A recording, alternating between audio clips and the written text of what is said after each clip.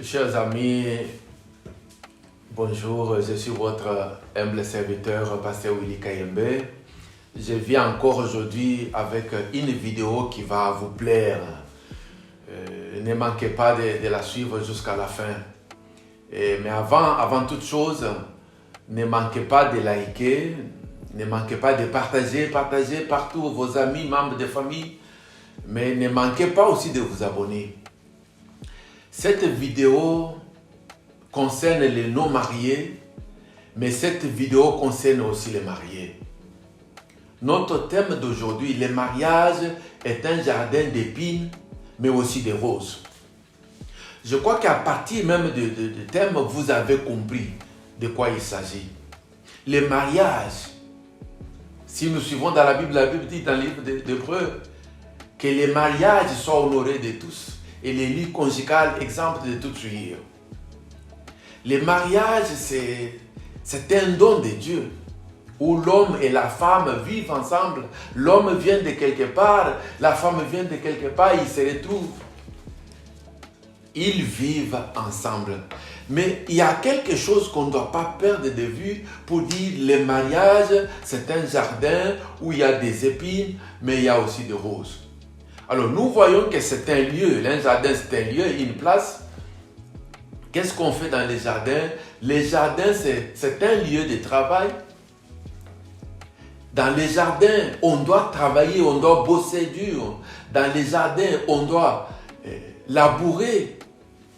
Mais dans les jardins, on doit aussi s'aimer. Dans les jardins, on doit aussi récolter. Dans les jardins, on voit aussi les gens brûler les mauvaises herbes. Ou dans les jardins, on enfouit aussi. Partant de ces quelques termes, nous comprenons que dans les jardins, c'est là où il y a deux personnes qui travaillent ensemble pour un but quelconque. On peut trouver un jardin où il y a de la bourse, mais il faut labourer. Alors nous comprenons qu'il y a un travail à faire. La récolte qui va venir, les résultats qu'on aura, tout dépendra du travail fait au départ. Il n'y a pas un hasard dans les jardins. C'est-à-dire ce travail, ce qu'on aura ou ce qu'on verra, les belles fleurs qu'on verra, c'est parce qu'on a travaillé. Nous partons de cette idée que le mariage est un jardin.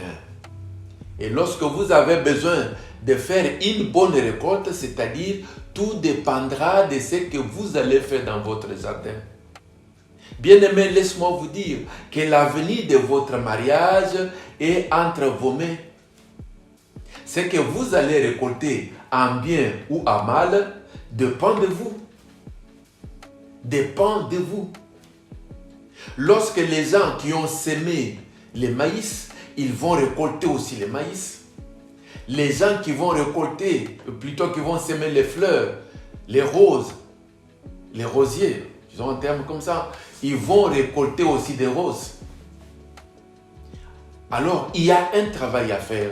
Ici, je voulais dire à ceux qui ne sont pas mariés que le mariage, ce n'est pas seulement la face qu'on voit là qui est belle.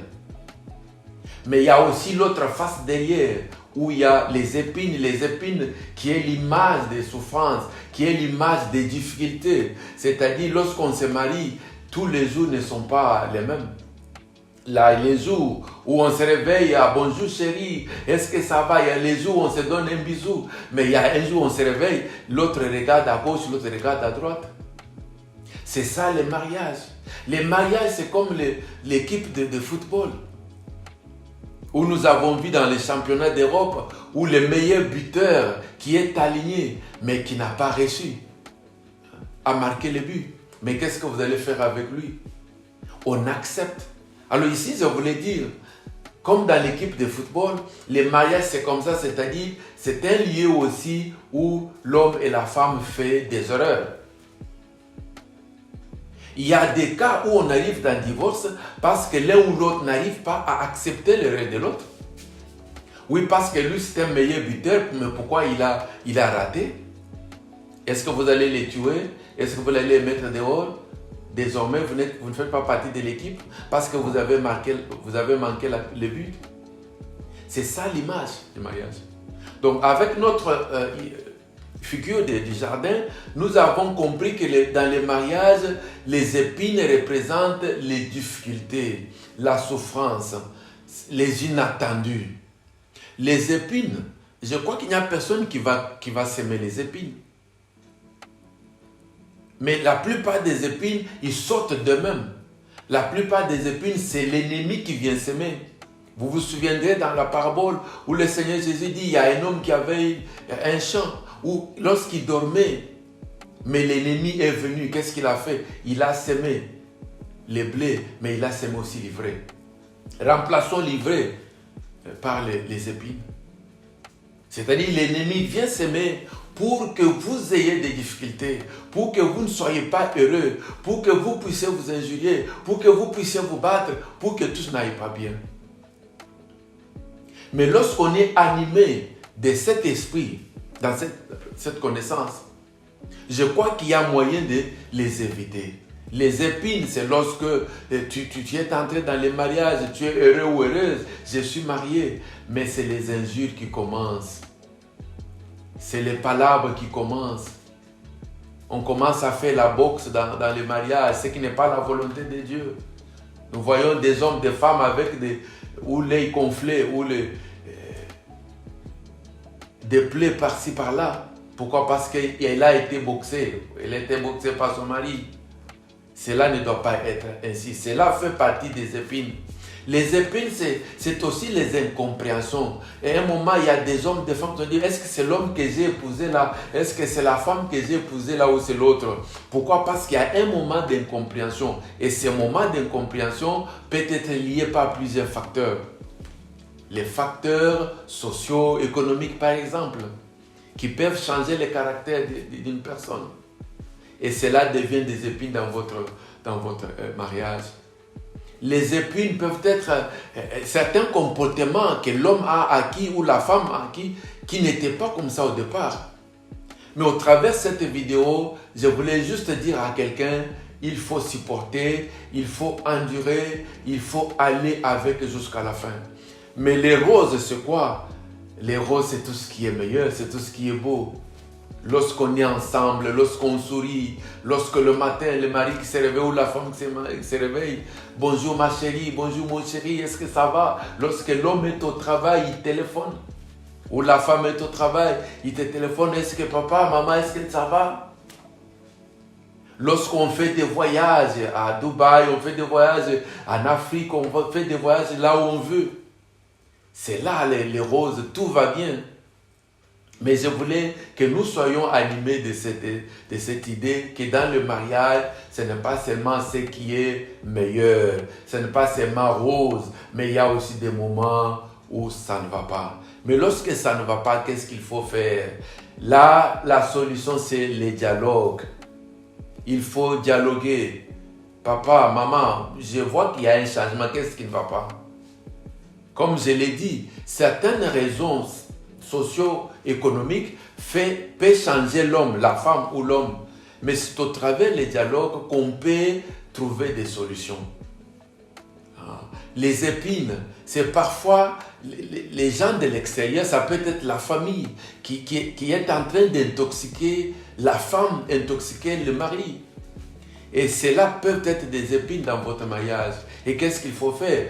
C'est le dialogue, arriver à trouver une solution. Quel est votre comportement par rapport à la famille? C'est dire à papa, dire à maman, dire à la grande sœur ou au grand frère, voilà, moi je suis marié, mais dans telle chose, c'est moi et ma femme, nous avons le pouvoir de nous décider. Ce n'est pas la famille qui va se décider, ce n'est pas mon grand frère, ni ma sœur, ou mon beau-frère qui va décider, prendre la décision à notre place. C'est pour ceux qui ne sont pas encore mariés, vous comprenez que le mariage, ce n'est pas seulement la robe blanche qu'on voit au départ, ce n'est pas seulement les cartes qu'on s'envoie, ainsi de suite, mais il y a aussi cette face-là d'épines, des difficultés. Mais alors la solution encore c'est quoi? C'est d'être avec Christ. Que Jésus-Christ soit la troisième personne dans votre mariage. N'est-ce pas, la Bible déclare, avec l'Éternel, nous ferons des exploits. Peu importe les épines, mais vous êtes des vainqueurs. Vous qui suivez cette vidéo, je ne sais pas qu'est-ce que vous traversez comme situation. Vous traversez des épines, mais ils finiront par être enlevés. Ils finiront par être enfouis. Ces épines-là finiront par être brûlées par la prière, par le dialogue, par la parole de Dieu. J'espère que ces quelques mots vous ont été utiles. Ne manquez pas de les partager. Il y a peut-être quelqu'un qui traverse le même moment difficile. Et ces quelques mots peuvent aider la personne. Vraiment que Dieu vous bénisse.